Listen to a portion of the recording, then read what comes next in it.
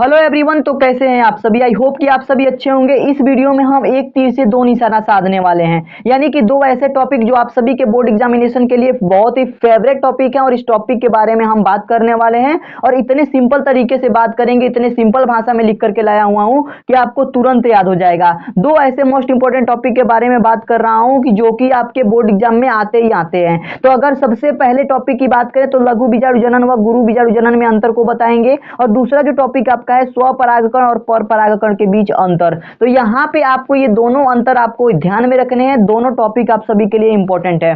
पहले टॉपिक की बात करें तो लघु बीजाणु जनन और गुरु बीजाणु जनन में अंतर को समझ लेते हैं। तो देखिए, लघु बीजाणु जनन की जो क्रिया है, यह क्रिया पुंकेसर के परागकोश में होती है, पहला अंतर। ठीक है, अब ये जो हमारे पास गुरु बीजाणु जनन है, यह क्रिया बीजांड के अंदर होती है। यहाँ पे आपको समझ में आ रहा है कि लघु बीजाणु जनन की जो क्रिया होती है पुंकेसर के परागकोश में होती है, और गुरु बीजाणु जनन की जो क्रिया होती है ये बीजांड के अंदर होती है। ठीक है, ये बात आपको क्लियर हो गई यहाँ पे। अब जो है दूसरे अंतर की बात करें तो दूसरा अंतर आपका होगा, इसमें लघु बीजाणु या परागकण बनता है। ये जो लघु बीजाणु जनन होता है ना, इस क्रिया में लघु बीजाणु बनता है या परागकण बनता है। ठीक है, ये बात क्लियर। अब यहाँ पे देखें तो गुरु बीजाणु जनन में इसमें गुरु बीजाणु बनता है या भ्रूण कोश बनता है। ठीक है, ये दोनों में से कोई। तो देखिए, गुरु बीजाणु बनता है या फिर भ्रूण कोश बनता है, बल्कि परागकण यहाँ पे नहीं बनता। ठीक है, ये अंतर होता है इसमें। अगर तीसरे अंतर की बात करें तो इसमें 4 लघु बीजाणु प्राप्त होते हैं, और इसकी बात करें यानी गुरु बीजाणु जनन की बात करें तो इसमें एक क्रियात्मक गुरु बीजाणु प्राप्त होता है। ठीक है, ये बात समझ में आ रही है। इसमें 4 लघु बीजाणु मिलते हैं और इसमें एक क्रियात्मक गुरु बीजाणु प्राप्त होता है। आई होप कि आपको इनके अंतर समझ में आ गए होंगे। तो ये 3 अंतर आप सभी के लिए इनफ है, इनको जरूर याद कर लीजिएगा। ये आप सभी के लिए बहुत ही इंपॉर्टेंट है दोस्तों। ठीक है, तो इस टॉपिक को ऐसे जो है कवर कर लीजिएगा, बहुत सिंपल भाषा में मैंने लिखा है। अब जो है बात करेंगे दूसरे टॉपिक के बारे में। दूसरा टॉपिक हमारा है स्वपरागकण व परपरागकण में अंतर। ठीक है, अब हम इस अंतर की बात करें तो आपसे प्रश्न पूछा जाएगा, स्वपरागकण तथा परपरागकण में अंतर स्पष्ट कीजिए। तो एक तरफ मैंने स्वपरागकण के सारी चीजों को लिखा है और एक तरफ परपरागकण के सारी चीजों को, और यहां से अंतर स्पष्ट हो जाएगा। पहले अंतर की अगर हम बात करते हैं तो यह एक पुष्प के परागकण के उसी पुष्प के वर्तिकाग्र पर पहुंचने की क्रिया है।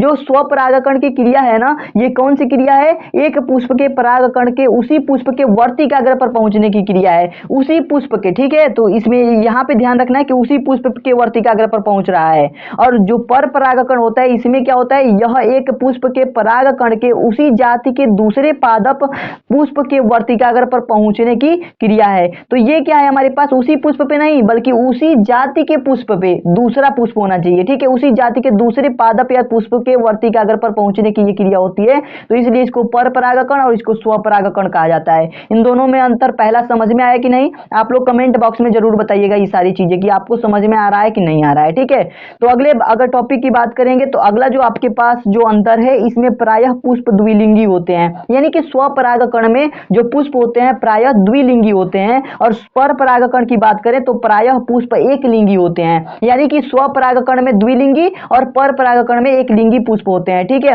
आगे बात करें तो अगला हमारे पास है, इसमें प्रायः पुष्प सुगंधित व रंगीन नहीं होते हैं। स्वपरागकण में जो पुष्प होता है ना, सुगंधित और रंगीन नहीं होता है, और परपरागकण में बात करें तो इसमें प्रायः पुष्प सुगंधित व रंगीन होता है। ठीक है, ये दोनों अंतर आपको एक दूसरे के अपोजिट दिख रहे हैं ना, यानी कि इसमें नहीं है तो इसमें है। ठीक है, इसमें सुगंधित नहीं है, रंगीन नहीं है, तो इसमें सुगंधित और रंगीन है। ठीक है, यही बात लिखना है। अब जो चौथा और अंतिम आपके पास अंतर है, यहाँ पे मैंने लिखा है, इसमें किसी विशेष परागकण माध्यम की आवश्यकता नहीं होती है। इसमें किसी विशेष परागकण माध्यम की आवश्यकता नहीं होती है, बल्कि अगर बात करें परपरागकण में जो है परागण में माध्यम की आवश्यकता होती है।